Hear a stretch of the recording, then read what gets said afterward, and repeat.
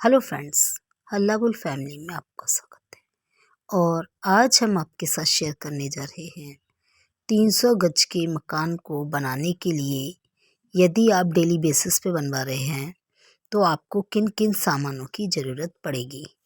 तो देखिए, सबसे पहले ये हमारा जो मकान है 341 गज का है। इसकी चौड़ाई 33 फीट फ्रंट है और लंबाई 92.3। तो हमने इसमें 10-10 फीट की 10 चाली ली हैं, जिस पर ये खड़े हैं ये चाली है। और इस प्रकार से 10 फुट की 10 चाली से 50 फुट एरिया कवर होता है, क्योंकि सिंगल के बाद ये इसको डबल लगाते हैं एक तरफ परात और ईंट रखने के लिए। तो पैरेलल में 2 चालियाँ एक साथ लगती हैं, तो 10 चाली से तकरीबन 50 फीट का एरिया कवर होता है। यहाँ एक चाली की कॉस्ट है 270 रुपये।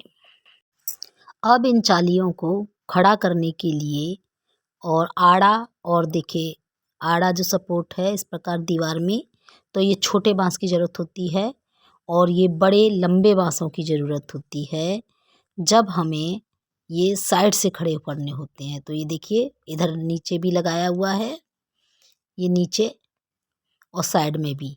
तो इस प्रकार से 20 फीट के बांस हैं 10 और 10-10 फीट के बांस हैं 14। और एक आध बांस कई बार पिलर भरने के लिए नीचे तक दबा दबा के भरने के लिए भी हमको एक आध बांस की ज़रूरत पड़ती है।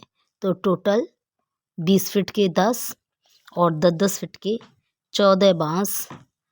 तो 10 फीट के बांस का रेट है 60 रुपये और 20 फुट का 120 रुपये। उसके बाद बात कर लेते हैं फर्मा की।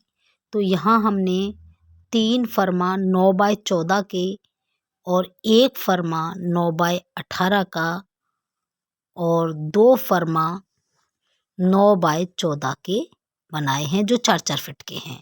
मीन्स 3 फर्मा 8 फीट के हैं, जो 9x14 के हैं वो 8 फीट के हैं, इनकी हाइट 8 फीट है।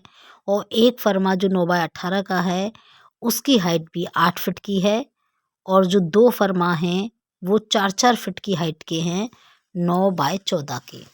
पहले हमने इसे स्क्रू से ही कवर कर लिया था, लेकिन बाद में इनमें लकड़ी लगानी पड़ी क्योंकि मसाला भरने पर ये डबक ले रहे थे।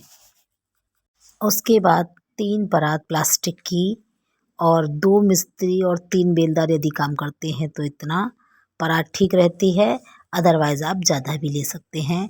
और एक ये चलना, तो चलना हमने बनवाया था बदरपुर छानने के लिए, अलग अलग छोटे छोटे बांस पर, और जो हाथ में आ जाए। और उस पर ये हार्डवेयर की दुकान पर जाली मिल जाती है। उसके बाद ज़रूरत है 3 फावड़ों की, तो काम थोड़ा आसान रहता है। और फिर एक हथौड़ी और पानी के लिए 2 ड्रम और एक पाइप।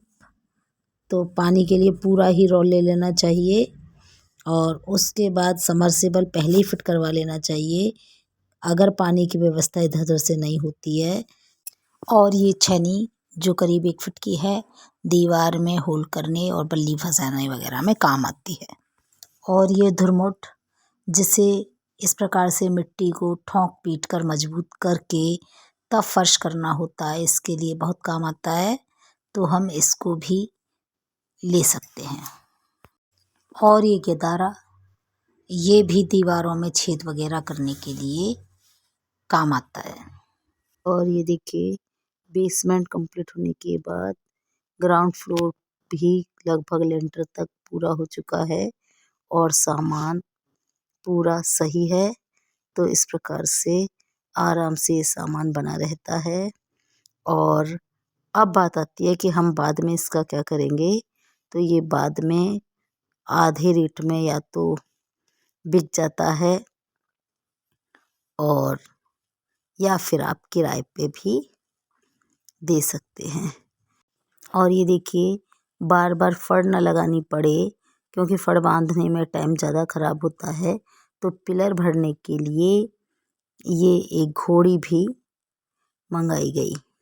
उसके बाद 2 छोटी बाल्टी जिससे ड्रम में से पानी लिया जा सके, एक उनके पानी पीने के लिए और एक सीमेंट में डालने के लिए मग्गा।